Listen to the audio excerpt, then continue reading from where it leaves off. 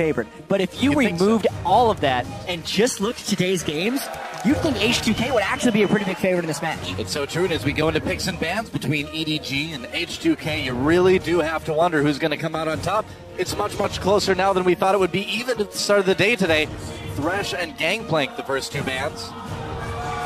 There's a Darius ban. Interesting. Not willing to first pick at this time for Amazing J, something they had done frequently so far in groups. Yeah, the first 3 games EDG played last week, they decided to take that Darius, and I think the TF ban is super smart after that last game. Yeah. Ryu played it extremely well. You don't want him getting it as a last pick on the red side. Certainly H2k, maybe they have a plan here. Maybe they wanted to bait out that ban. I know, it's interesting because Ryu looked so strong on the Twisted Fate, and we were wondering whether or not H2k would hide a lot of things against SKT, just kind of use it as a throwaway game, because they know that no matter what, they'll still have to beat EDG to make it out of group. But the Twisted Fate gets bad. We'll see what H2k ends up getting, because that's opened up a ban slot. Oh, a Thresh ban against Kasing as well, too. I mean, EDG got a lot of scouting information. There's a Rek'Sai ban in the end. Lulu is open. It is indeed. With Darius out of the way, though, it's not like H2k would pick up. I think EDG would be pretty smart to grab that Lulu. I think so, too. Pawn has had some really strong performances on Lulu. And it also can help to snowball what EDG's strength looks to be heading into this game, which would be the bottom lane of Deft and Mako. Pretty strong duo for H2k if they lock it in. But they give away the Lulu, but then you get a little bit of a bully lane here for H2k to kind of balance out perhaps the individual strength of EDG's bottom lane, just going ahead and taking that Kalista right away. And we must have something in store for this Lulu in the mid lane. I think so. We'll see where it ends up going. Gragas, a pretty possible pick, I would say. EDG. But who else will they take on this rotation? Do you just go ahead and grab your AD carry? I think the Jinx is coming. I think the Jinx is coming in this game, just because you have the Lulu. Deft is an extraordinary Jinx player. If you take the Gragas, you're already saying we've got so much disengage, and you can definitely build a composition around that here. EDG also wants to have some late game insurance here against H2k, because they already have fallen behind with some pretty suspect early games. So I'd expect EDG to take a pretty late scaling composition as well. There it is. Jinx and Gragas disengage and carry. Yep, makes sense. So 2 more picks over to H2k. And will we see just a lot of hard engage come in? The Annie would certainly fit the bill there. But what else can they bring? I think you definitely take the Annie here against the Jinx. It'll help you get that instant stun and lock down the Jinx in some of these team fights. Also, just a huge kill threat in the lane. One of those dangerous dual lanes in League of Legends. Well, we were wondering, too, the first time we saw this Annie Kalista pick, would they actually just throw Annie in, or would they let her flash tippers and pull her out so maybe she could get another spell rotation? But no, they just chucked the Annie right in there. Yeah, it's also nice if the Annie lands, she gets knocked back to her max attack range, so it's still a little bit of safety, and they can stun after and just kind of walk away. Sure. H2k, I think they're going to be waiting for their last pick to pick the mid laner, even though it's so hard to find a counter pick against what is most likely a mid lane Lulu. The thing is, right now, the Lulu could still possibly flex top lane, which, even though it's not really an Amazing Day champion. And again, they go for the Fiora. This is what they did last time against EDG. Yeah, Odo Omne going to be having that Fiora up in the top lane. Yanni locked in as well, too. And 2 more picks, 2 final picks over to EDG. And I really liked the Fiora in the last draft. I really liked H2k's draft against what EDG had. Now, they tried to play... Oh, boy. Could be the Tom Kench definitely coming in here, but... EDG tried to play with a very low wave clear composition. Kalista, Darius, Kassadin, and I thought H2k had a good draft to punish it. One of the big problems was, honestly, Lulex dying 8 times in the game. I think the draft, on paper, I liked H2k's draft better. It included the Fiora.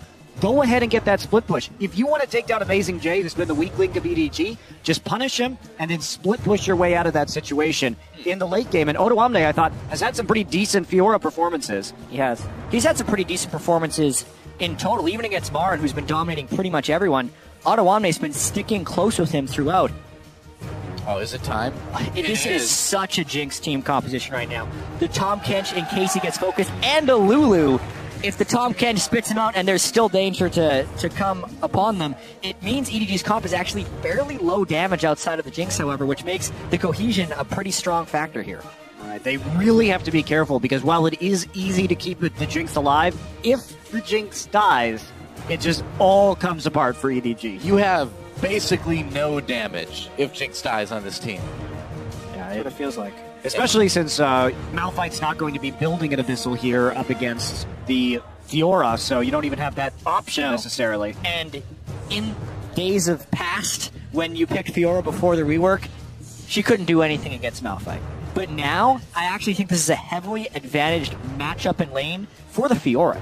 Auto Omni can use Riposte on pretty much any meaningful damage that Malphite comes out with, even the ultimate.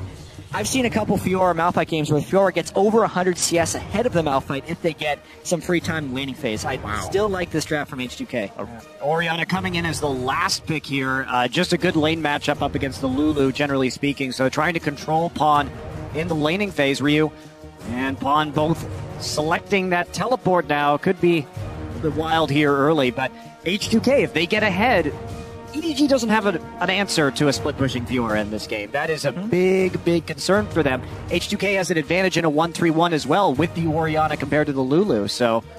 I also really love Orianna in protection-based compositions on the opponent's side because the Shockwave gets so much AoE damage and can be so disruptive to the overall flow of things. You can't shield everyone at once if they're staying close together. And Tahm Kench, Lulu, and Jinx are very likely to be fairly grouped up in a lot of these team fights. Yeah, true enough. And if Tahm Kench doesn't get Jinx inside him as fast as he can, that could be a very dead AD carry very, very fast.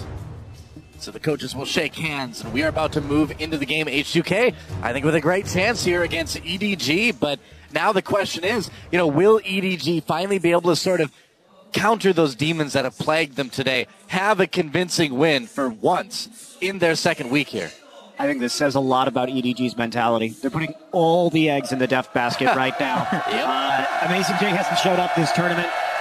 Just put him on something where he has to press R and initiate for Deft. There's been pretty much just Jay this time around. Yeah, just Jay. Only Jay. Not the cool Jay from Men in Black, just a regular letter J. I would just say lackluster Jay, actually. I would actually demote him below Jay. Below average Jay. Oh. Well, we'll see if he can regain his amazingness. That's a word now. I invented it. As we see EDG step out onto Summoner's Rift against H2k. These teams possibly their last games in groups. Yeah, and what I find so funny is even though this group stage has been so vastly different than expectations, EDG's path has been almost identical. Last year they were placed in a group with the dominant Korean team, lost to them both games, then lost to the underdog, went 3-3, and had to play a tiebreaker. It could be almost exactly the same situation here if they drop a game to H2k, because they would both be 3-3 in the group. EDG probably getting a few flashbacks. I think so. A lot of fans as well. And the Chinese scene fans, the LPL fans, have had a lot of disappointment to deal with in the world so far. EDG getting out of this group would be pretty nice for them. Yeah. Funnily enough, ClearLab is the only remaining member from that EDG team that had the 3-3 group last year, but the brand is the same. Before the great Korean exodus. Yeah. So Deft, a lot riding on this guy's shoulders this game, as we've already said, and Mako as well too. I mean, he's really got to go all out in terms of keeping this Jinx safe, keeping him away from the shockwaves, keeping everybody off his AD carry. See Kasing and Hjarnan here. It's like calling the lane swap as they move up. They are going to take a peek in at the Gromp. This is dangerous. Can they sneak through? They believe actually they can. haven't been detected by vision here, and they're sending both. This could be a really high-value disruption if they get there quickly. Stun is up. Gotta go quick. Stun is up. They see the ward come in. Deft and Mako trying to come out the other side here. The stun could land. It will land on Mako. Decent amount of damage, and they don't get the Gromp. So neither team really gets any XP out of the deal, or any extra lead, I would say, out of the deal. Deft actually has a 1 minute advantage, experience-wise, and the faster shove. So even though H2k disrupted that, they basically only get the match lanes out of this. EDG doesn't want to lane against this at all. They don't want to go up against bullies, so they're immediately swapping. Wow, that's rare. Ball. They're falling so far behind on tempo for this play. Well, this is a risk that they're going to take, right? Because they now say we don't want to lane against this Annie Callista combo, so we're going to sacrifice a certain amount of farm in order to make that happen. And that may put the Jinx behind, but they're saying it's better to be a few minions behind than the possibility of that kill lane coming through or them getting zoned off the wave entirely. But we'll see how exactly H2k is going to react. Oh, to they're going to find Amazing J. Walked right through the turret there. Amazing J could take some damage, but they can't really do anything with the turret. Focusing Kasing. Kasing taking a lot of damage there too. Amazing J could just take him out perhaps. Kasing, they pop that summoner heal. Amazing J taking a lot of damage in response. There's the Rend. Not enough on either side. That was kind of a crazy engagement. Now H2k, they want to go for the big four-man dive here. Amazing J solo. Teleport comes in. No, it's canceled. And Amazing J could still be in trouble. Are they going to get first blood? Amazing J, they get him. First blood goes to Kasing, and they will get out fairly clean. This is the way European teams and H2k lane swap. If you're going to be playing against this, you have to be able to send defense for your top laner. This is the second game in a row, well, with the Bangkok Titans game in between, that Amazing J has just been basically left for dead with poor support from his team. Yes, he is dying in these turret situations, but anyone would die in these turret situations. H2k get the very important first blood. Yes, they do. And not only that, but credit to H2k here, because this was a really weird lane swap situation. It was a delayed lane swap, right? But they didn't miss a beat. They just adjusted on the fly very well in their comms to just moving up into that top side and playing as if really Deft and Mako had never even been in that lane. Well, yeah. And in no sense was it a standard lane swap because Lulex went up there before level 3, so he didn't have the really OP Elise take turret aggro and repel after the kill to drop it. It was level 2 Elise that ended up ganking, and they even tried to move down early to preempt Amazing J getting under the turret, and then adapted mid-dive to still be able to continue despite all the damage Kasing took. Well, they had to use that summoner heal. Now Pawn a little bit of trouble. Takes a lot of damage from Ryu. To be able to get out, not needing to burn that flash just yet, but the pressure really being put on by H2k. Looks like the first turret in the game will go to EDG, probably, though. It's going to be pretty close, I think. Yeah, both top laners are going to be left with the gold, however, so yeah. Each team. But again, because of this issue with Amazing J and the fact that he did get dove early on, you kind of want to give the money to Jinx in that situation, especially to power up that late game. I'm really confused by the way EDG is playing this because they're sending mixed messages as to what their overall goals and win conditions are, which makes me worried that they're not properly identifying what they need to do to win this game. Wow. Deft should have been given full turret experience, in my opinion, in that matchup because they're already putting him at a disadvantage when he initially swapped. Especially because he's had to go back and get an Avarice Blade right now compared to the Vamp Scepter on Callista. And remember, they chose to dodge this lane. Pawn takes a ton of damage. So they chose to dodge this lane, and now they put themselves in a prolonged power trough. And if they get into that anti-Callista lane again with an Elise ganking, it's going to be very difficult. We saw the fan vote look pretty much dead even, 49% to 51%. And who in the world would have expected that, you know, even before today, perhaps? Yeah, EDG has not opened up this game well. The one thing that they do have, though, is they've been successfully able to get Deft not up against opposition. He hasn't fallen far behind in CS, and he will be taking that Avarice Blade. EDG is very clearly going for a late-game strategy here, or at least a mid to late-game strategy. Once Deft can complete 1 to 2 major items, and Pawn can get some powerful shields, but they have to be able to withstand until that point. Pawn flashes out that shockwave. You trades the ultimate for the summoner's spell. Yeah, this should be a decently easy dragon for H2k if they want to, especially unless EDG wants to continue this turret push, because they are slightly ahead on this, and Jinx takes turrets fairly quickly. Smart call by EDG to move for the second turret. That blocks the dragon. Yeah, just keeping Clear Love in the lane right now, so no mysteries here for H2k, but they may just respond to walking through the mid lane, and maybe be a little bit delayed on this response. Yeah, it's a little bit slow. And this push is going to take up the turret very quickly. If H2k allows it, it kind of looks like they are. Well, they've got very good wards in the enemy jungle, too. This was set up very nicely by EDG. But Kasing coming around, they're going to TP in. They may go for a play right here. Well, he could land a stun. Still level 4, so no timbers. But that W, of course, is AoE, but no chance to engage there. I think the play is just make up for lost time, because H2k was really behind on that play of the second turret pushing in side lanes. The fact that they were able to defend it, I think, saves that turret for a really long time. Problem is with that play is sure they denied the dragon, but now they have easy farm for Fiora back next to the tier 2, and the freeze was already set up on the bottom side. The wave is pushing towards H2k, so there's a big farm denial they sort of gave themselves right here, but it's, I think, a worthy price to pay for the not losing the dragon. And Otto Omne is 3/4 of a level above Amazing J as far as experience goes. I think Fiora is already a beneficial matchup against the Malphite. And yeah, now Amazing J is already...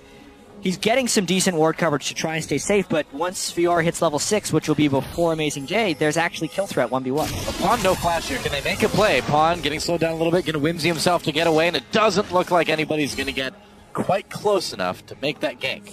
I don't know why they're focusing on this mid lane. If we take a look right now, there's just one ward in the river up in the top side where Amazing J is. I think that you go ahead and you use the Elise and the Annie to continually kill the Malphite and keep him down right now.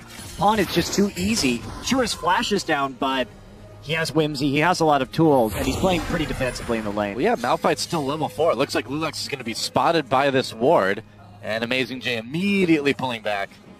And wants to be a bit more safe there. Look at the CS lead that's developed. Remember, Jeez. when Odo Omne TP'd to that top lane turret, they were basically even. And now it's turned into a 13-36 lead. It's because Otto Omne is so good in that matchup. I think that's one of the reasons that H2k is throwing so many ganks towards the mid lane, is because they don't really know what else to do. They've already gotten Otto Omne really far ahead, and EDG is walking around with a fortress of wards around Deft, so he's not actually reachable. If anything, I think instead of ganking mid lane, they should actually be taking the dragon to start that eventual timer, since EDG is very clearly trying to stall for the late game. Well, you'd think they could have taken that dragon a while ago now. Just giving a lot of time to it, I guess. Yeah, especially you look at these CS differentials. He'll get his CS here too. Yeah, he'll get some CS here. But they're playing so defensively, you have to make a play right here. Either you have to commit to dealing with the Malphite, or you need to do something for cross-map. Sure, you don't have TP, but Odo Omne has no reason to be in the top side right now. And they're giving up their blue for free. Now they're going to get spotted, but it's a little bit too late. Blue buff going to go over to Pawn. Meanwhile, fight in the top lane. Amazing J slowed down a little bit. Is Odo Omne going to go all in on this? Nope, too close to the turret. Yeah, I think specifically they just split the map at not a very advantageous time. They went back for the Otto Omne play. They're trying to push in Amazing J, but they let him catch the minion wave, and it's a slight misstep here from H2k, I have to say. If you're going to make this play with Annie and Elise, you're just a day late and $1 short, and EDG basically just gets a free dragon right there. I mean, H2k starting this off strong, and I really like the position they were in, but doing some pretty massive misplays on the map right now, and EDG right back in it. Well, it's like you said. I mean, it looks like they just kind of got a little bit lost. They had this lead, and they just didn't know what to do with it, and EDG knew exactly what to do from their position. They've come back from much bigger deficits today already. EDG has been swapping Deft back and forth and back again to keep him away from the Callista Annie, and that part of their game has only been mildly successful. He's still down 12 CS, but at the very least, he picked up the yearly average plate and has already generated 190 gold from that aspect. But they're still going to have to be able to play this game of surviving and reswapping for a pretty long time before they're able to take advantage of it. Well, as it stands right now, due to the average plate, he's only down about 50 gold. So it's not actually that big of a difference compared to what the CS says. Yeah, with no kills or assists, kind of swinging things with that average blade. Even turrets too, so. Yeah, that's it. Well, Pawn, speaking of turrets, able to hold his in the mid lane. Yeah. For a little while at least. There have been so many lane swaps from Deft here. And if H2k wants to capitalize on this, they either need to attack the lane swap or successfully attack the mid lane. But Pawn has been playing very defensively, 20 CS deficit, thanks to all that gank damage that he's been taking from H2k, and now they're going to head on the play on these turrets. Yarden was slow pushing that other side. They're going to get the wards in too. And they're going to get the turret perhaps. H2k, a lot of people from each team moving up there. Turret will fall to EDG though. EDG has been playing this really well. So every time they push up to that tier 2, you see Mako break off, get the wards in so they can map any kind of play that H2k wants to make, and they're going to get another turret that puts them 3-2, and that pretty much ties up the gold game. Yeah, even though H2k has had a strong early game, where they've been specifically weak is their synergy between Lulux and Kasing, and we're seeing the synergy between Mako and Clearlove shine because they're getting their wards up much sooner, and their movements have been much more purposed. Tibbers comes down, gets picked up. What are you going to do? By Mako. Well, that play was Mako break, I guess you can say, but come on for H2k. It was actually both, really. A little bit. You get that pink ward as well, too. Lulux, Cocoon. You get a little bit of damage on the top, Kench. Silly spider. Tom Kench doesn't take damage. Yeah, he's just going to regen it back up. He Yep. didn't. He's a vicious Through fish, the man. gray hell. 5 people on H2k in the mid lane here. They're kind of fed up with this lane swapping, so they still have to. They can still take advantage of Death's power drop, but they have to be able to keep a minion wave in front of this turret long enough to siege, and they just don't have the ability there because they have to respect the Malphite engage. Yeah, that's the thing. If you're H2k, you're never really going to be able to siege. Malphite is that ultimate siege breaker style of champion. Your strength was in the split push. Your strength was in an incredible CS lead on Auto Omne, and H2k, they just haven't played well around who they needed to get farm on, where as EDG, it's just been about depth this entire game. They're very clear on what they want to do. And it's really hard to tell with so much happening within this game, but when watching VODs about EDG, when they were at their best, they controlled Fog of War so incredibly well, being able to always recall from the right positions and making sure the enemy didn't know where they were rotating next. And that's really all what the EDG has been doing. Both Jinx and Tom Kench, if they have to lane up against Callista and Annie, as well as Malphite versus Fior, are losing lanes. Yet because they've timed their recalls, gotten the deep wards, and showed up in lanes in the right time, they're winning the turret game with losing side lanes, which is impressive for their overall control. Yeah. You've almost got sort of a reverse Callista on the other side, too, in terms of keeping that death safe. As long as he sticks next to Tom Kench, he can just be protected in Tom Kench's loving mouth. Need to see Callista and Tom Kench on the same team at one point. Just I think so. eat each other constantly. How does it even work? Hitbait's call, can you, like, eat them on the way back? And then what And then, happens? like, throw yourself and then spit them out afterwards. It's like a bag of holding put into another bag of holding. The universe just ends at that point. I actually have no idea how those interactions would work. I'm I kind of want to know scared to that. see it now. I don't know if I want to know. I should know that. We need a support main. I don't want time and space. Hey, what? Hey. You didn't say you needed professional support Oh, main. okay. All right. Not one of those. I'm sorry, though. Well, neither is You're forgiven. so we're out of luck. An ex-professional support main. True. This game, though, is still pretty close for H2k. They haven't capitalized fully, but they still have Ryu farming up pretty substantially. He's not able to get a huge amount of burst from his Shockwave at this point, still level 10, but once he starts getting level 11, starts getting needlessly large rod in there, it's still going to be a massive Shockwave threat in fights. Upon able to clear out that ward. And H2K, a little bit worried about their mid lane turret right now, and also worried about this next dragon. Remember, EDG did manage to get the first one, despite H2K with a lot of opportunities. Can they equalize? That's going to be the big question, and I really think they should have had that first dragon, but couldn't quite pull it off, and now they're aiming at number 2, but it will be coming in relatively late, so having 5 dragons is something that's going to be hard for them to get unless this goes into the very, very, very late game. I'm really curious to see if EG tries to fight this one. They have some big level disadvantages in their side lanes. Depth just hit 9, Yarn is 10, Amazing J's only level 8. Here we go. It would be a huge fight win if they could get it, but I just don't think they've hit the item thresholds in order to contest. You have the Hydra and the Blade of the Ruin King completed for H2K, whereas EDG is components on Amazing J and components on Deft. It would be a huge power play for H2K to take a dragon fight here if EDG wants to contest. It's keeping the mid wave pushed up for now. Dragon has spawned, but they haven't looked to start it yet. They've swept out the wards on the high ground in the river, so you see right there, Kasing just waiting, looking for a Tibbers, but I think it'd be quite similar to his last one with Mako lurking around on Tom Kench. Yep. Meanwhile, You have to H2K finish the first. and they do go for the dragon. They get it. That's going to be their first of the game. And so that's a bit of a relief for H2K that they were able to secure that, avoid that O2 dragon deficit. One of the things that I really like about EDG is they're very smart in the way they play around Dragon. They're not afraid to give up dragons if they know they're in a power drop. That's really one of the things that I enjoy watching most about this team is they have good communication when that can happen. Here we go. Whoa! Amazing J comes in, doesn't get anyone with the ult though, has to back away. Wild Growth Hughes immediately. There's a knockup on the clear left. Saved by Mako. Deft doing a bit of damage. Doesn't want to get too much closer though. That Shockwave still is off cooldown. Do you like this engagement? Boy, do I have 2 comps for you. Well, The repel. oh! Ouch. Couple of missed ultimates there. That was Amazing J, unimpressive Shockwave. the only shock with that one is that it didn't hit anybody. Not many people on EDG can even dodge the Shockwave that well either. Sometimes you have these miss. poor Orianna compositions because it's against like a Lee Sin and you can just dodge around everything, but it's Lulu, Jinx, and Malphite and Tom Kench, who are all kind of dashless outside of the ultimate on Malphite. Poor shot there by Ryu. Wish Tom Kench could just eat projectiles if they come towards. No. That'd be sick. No.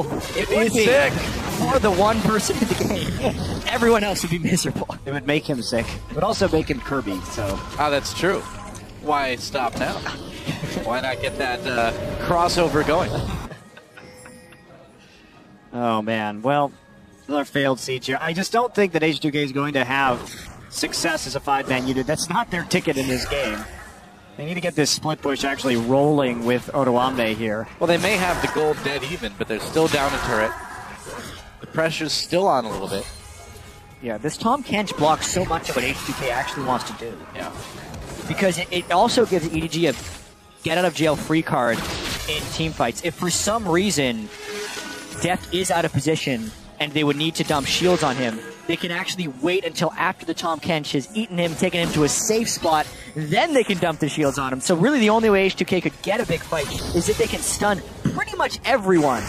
Like we ended up seeing in Origins win over LGD at the early point of the week where Annie stunned like 4 people for a 4-man shockwave. Yeah.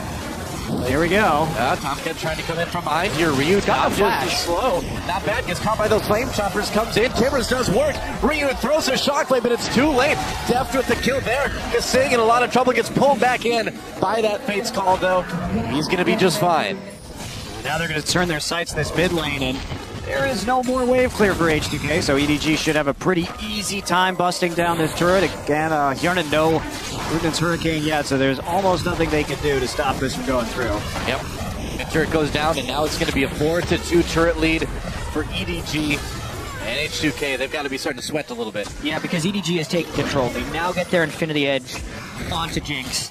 The power trough that EDG is in is very quickly being erased, and H2k wasn't able to get split push going thus far. There's a multitude of ways EDG can actually force team fights, and they haven't fallen far behind from the early game. Let's check this one out again. Tom Kench comes in from behind, and Ryu just gets all the CC thrown at him. Yeah, I love that they took Clear Love right there too, because Deft has the zap to zone in from the side, so don't go ahead and drop your AD carry too close to that turret, but he has a form of crowd control which gives Ryu enough pause for the Gragas to get into the fight and help secure that kill. Yep. Juan just pushing up the lane a little bit. Still has his turret for the moment anyway. And so at what point does this pressure that EDG have turn into Baron pressure? It's got to be pretty soon. Well, if you're EDG at literally any moment, the next team fight they get. Yeah, especially if Deft is able to stay alive. If they can win this next dragon fight. I think most of it has to do with the team fight first and then a sneak. Unless H2k completely gets lackadaisical with their vision control, it could also start if they can stop Otoamne from split pushing, which is a possibility. The deep wards, as far as H2k are concerned, are mostly non-existent, which makes their split push really hard to accomplish, which means their Baron vision gets much lower. So if the trends hold true from the past 5 minutes, I'd say a sub 30-minute Baron for EDG is not out of the question. Certainly could be. Pawn partying in the mid lane. And this next dragon up in a minute 10 about EDG. They can take it. They're pulling a lead in every category except for kills. They're getting so much vision control right now that it's going to make the dragon much easier to take. Yeah. Man, Amazing J is way down in CS, but you know, if the Fiora can't seem to split push, it doesn't really make a big difference, does it? Yeah. Well, they're not warding for Fiora to split push. There's literally no wards south of the river right now. So even though H2k, I think, had a very good draft, and they started out this game very strongly, they have really let this one slip through their fingers. EDG came out with a rather weak early game, a very punishable early game, and we've seen SK Telecom really just hammer them when they make mistakes like this. But EDG was able to sort of weasel their way back into this game with some just consistent lane swapping of the Jinx, and H2K simply picking the wrong places on the map to focus. It seems like this is kind of the story of H2K's tournament, right? Is that they've been doing okay early on, a little bit in the mid, and then it just seems to consistently fall apart a little bit. And not by a lot. They just can't seem to make the exact right move at the exact right time. They can juggle 3 balls, 4 is a bit tough. You got to do 2 in each hand if you're juggling 4 balls. That's you cannot tough. do a normal cascading pattern. That's really hard. I can only do 3. I can speak from experience. Really? You can juggle? We have hopping Yeah. and juggling. I can Wow. juggle too. Wow, we should just have a try juggling cast now. Need to make this happen. That'd be quite difficult. I'm not at that level. Even so, the vision control for EDG is decently strong around the Dragon here, and I think this is the type of fight they're willing to take. We mentioned the CS discrepancy from Amazing J. Not that important because he's still Malphite when it comes to team fights. Unless H2k gets the split push going, which is what they're going for right now. Love the call by EDG to push up mid. Yep, they're going right for that tier 2 turret in mid lane. I mean, they do lose their tier 2 in bot, and Odoamne is going to continue pushing. EDG turning this one around. They might be able to catch somebody here. Lulax throws out the cocoon, doesn't connect. Yarnin. Okay, needs get to a be park careful. I think. Oh boy, here comes the Tom Kench. Comes in, is he close enough? Amazing J caught up a little bit. They're going to jump onto Yarnin right away here. Yarnin flashes away, doesn't get CC'd. Going to pull in his Annie, his support. Still gets taken out. Amazing J with the kill there. And Kasing in a lot of trouble as he gets back to the Baron. But the Baron's not going to help you, man. You got a flash, but you don't have it. No flash for you, you're dead. And there's a bot lane out of commission for H2k. Baron helping out a little bit. And perhaps that Baron damage is enough to keep EDG from pursuing this fight.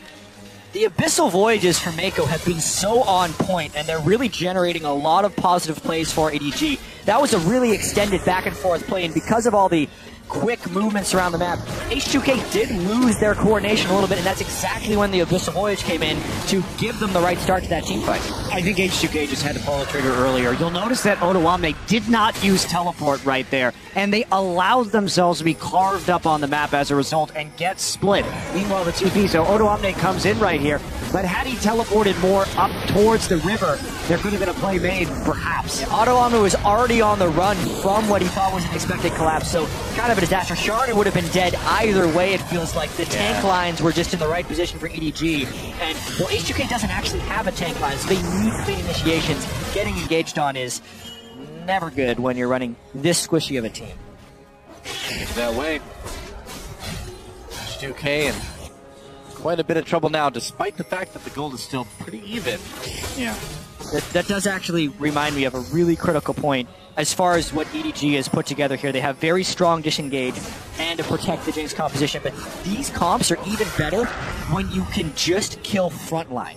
Since no one on H2k is actually tanky enough to take even 5 or 6 hits from the Jinx. So once they speed Jinx up, the game will just be over if EDG gets even a little bit more momentum because H2k doesn't have proper tank lines. Well, now we're going to see, can H2k use this teleport advantage to its fullest degree? Because that's what they've got going for them. They're still relatively even in gold, and Odoamne, by not using his TP in that last fight, is going to put some pressure down onto this bottom side, but the rest of his team has to be doing something else. Looks like they will be trying to clear out some vision in the mid lane and push forward, but there's a lot of EDG wards on that Baron. Yeah, there's no dragon to try to take, so the Baron can be the focus. But EDG, They're all sitting in ready to spring a trap, yeah. So there's plenty of knowledge to try and set up a trap. Yeah. And it's really difficult for Odoamne to get the safe split push because there's not enough disengage on H2k to stop the engage from EDG. Guess you just start the Baron. That burns the teleport. So much for the TP advantage. Yep. And he canceled it too, so they can just go right back on and he has to walk. This is great for EDG. Yeah, they're going to get a lot of damage in on that Baron, but can they finish it off? H2k coming in. They want to contest it. EDG backing off right away. They're going to take down the Rift Scuttler just for a little bit of extra vision as they move back to the mid lane. So H2k able to stop the Baron, at least for now anyway, but I don't think EDG is too bothered by that. They can keep waiting this one out. Right, and they're going to get a TP advantage for at least a brief time, and that is going to force Fiora to group up, which is exactly what EDG wants. They want the 5v5. They want H2k to group, so just play a methodical game here. Wait for them to be in your pocket before you actually try and take a fight. Tom Kench's mouth pocket. Gross. Wait till they're in the Kench. Gross but effective. Yeah, that's true. Disgusting, but effective. We need like a Tom Kench skin that yells, "It's a trap" when he comes out of his ult or something. That'd be sick, man. What we need is somebody with a really strong arm to be noodling. We were talking about this earlier, where noodling is what you do with a catfish. You like True. stick your arm into a hole in a swamp, and Right. the catfish latches onto your arm and you pull it out. It's basically one of the more dangerous kinds of fishing because you don't know what's going to be in the hole. Is it an alligator? Is it a water snake? Who Also knows? one of the most manly ways to go fishing. If you like to lose fingers to snapping turtles, sure. It is manly. So who would have an arm Sure. strong enough? Probably Tryndamere if he dropped his sword. I think His noodles in the top catch. I would pick Victor because he can just stick his third metal arm in there. He doesn't need to worry at all. Just build a new one. He is the perfect person. He's like, for I've that got job. spares at home. I can noodle all day. Taken out of context, that sentence. Yeah. If you just tuned in right now, We're talking about noodling. Wait, no, let us explain. It's a kind of fishing. Also, I learned an alternative name is catfisting. Well, Blitzcrank can handle that one. I'm sure that's not getting spammed in Twitch chat right now. I have complete confidence. what I think is even more interesting, though, is Ottawamne split pushing bottom without teleport. Because That's it a puts brave them in a move, pretty man. difficult situation. Yeah. They don't have strong vision control over Baron, and if anyone gets picked off, it's a free Baron for EDG because it'll take him so long to go up there. Amazing J has the teleport advantage in the bottom lane, and it makes H2k's push in the mid lane pretty difficult. Yeah, I would say. They're not really doing much with it right now, though. Amazing J just trying to stop the split push. Do you think they should just go for Baron instead? I think they definitely have that option if Amazing J wants to go ahead and TP up there. Question is, how fast can they actually take it? The answer is pretty fast. You see Deft right now not even bothering building Last Whisper. There's no armor, so who cares, really? Specifically, the Bloodthirster is the survivability that they're really going to need. If no one can immediately get onto Deft and kill him, he will win the fight based on sustained damage capabilities. It does seem like EDG is still just playing this mostly slow. It is still very risky for them to go for a straight-up Baron against an Orianna and an Anti-Callista combo. I mean, maybe they actually set up a kill on Ottawamne here. Maybe. I He mean, needed gets to block slowed that there. slow. He needed to block it. Oh, Pawn coming in. They got the flash. Teleport back up now for Ottawamne. But he's lucky to get out with his life. Well, they actually, EDG really waited that one out. I think they had a pretty good opportunity to make a play around that teleportless split push, but not going to make much of a difference. So they did blow Ottawamne's flash on that, and this gave H2k time to regain vision control over Baron, considering how much EDG committed to the bottom side of the map right there. H2k trying to find a fight here, and they're going to find Clearlove. Not pulling the trigger on that one, though. They're going to go for Mako. Mako pretty tanky, backs off. There's the shield. He's going to be just fine. Flame Choppers drop down. Yarnan goes in, gets some damage onto Def. Cossack trying to help out. They miss the stun. And now Clearlove back in with the re-engage. So much damage coming from EDG. Deft is getting excited, and all the fans of EDG are too. As Lulex and Ryu runs away, here comes the catch. And he's going to get the slow on the Nice Ryu. shot. Can they catch him? Trying to get there a little bit too low health. One more hit, though. Could do it. Two more hits. Can eat him. They're not going to need you. Ryu going to go down. Another kill for Def. That is 4 for 0. A near flawless team fight for EDG. That may be the clinching fight that moves EDG into the quarterfinals. They've been waiting for that setup for so long, and honestly, this game has been heavily about the catch. They didn't even need Amazing J's Malphite ultimate to pull that one off. Yeah. Unless it came back off cooldown during the chase. I'm pretty sure it didn't. Oh, I don't think it did, but doesn't matter. Lulex down anyway. They've got a couple people still over at that Baron, so we have 31-minute Baron take for EDG. And it's been a bit of a sloppy game from both sides. Early on, it was sloppy for EDG, I would say, but I would say the last 15 minutes have been quite clean. When they fully committed to getting to late game, I think EDG has played this quite well. And it's okay for Tahm Kench to face check things because he is Tahm Kench. Look at the shielding he was able to get, and then disagree with the flash in to Sing.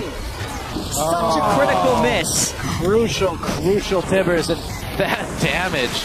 Well, when you start grouping up in a choke point like that, after you miss on the Def, the rockets are going to come through, the Gragas barrel's going to come through, and there's not a lot of hope right there. H2k wanted to make the pick, didn't make the pick, and then they lost the fight. They're on a ward. Clearlove going in. Another explosive cast. Kasing destroyed immediately. Clearlove held up a bit. Big shockwave, but no follow-up. So EDG is going to be just fine. Ryu on the run again. Going to try to teleport out. Not going to make it. Mako with a bloodthirsty kill. He licked him. first kill of the game. Congratulations to Tom Kench. EDG in full control right now. They have the Baron buff. They've also picked up 2 kills, which means they can push this through very aggressively as long as you go catch the minion lane. Yeah.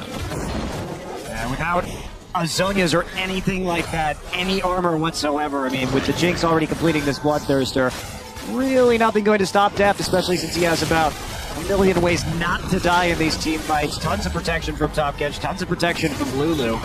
Yeah. Deft really running away with this one. Oh, Baron letting them push down these turrets so easily. This is going to be a simple inhibitor, and this could be the game. EDG trying to secure their second place spot. They can do it with a win right here. Hjartan is still finishing off a turret, so they know they have some time before They do. he can get back. And they're going to do some damage to these Nexus turrets. One goes down. H2k needs one last fight. Amazing J goes in under Ryu. Ryu gets evaporated. Lulex running for his life. And they can't participate. There it goes. And in the end, H2k says, do you have a win? And EDG says, go fish. That is it. EDG takes second place. Wow. Well, EDG, surprising. Not their best day of League of Legends. We do expect more out of these guys, but they clutched it.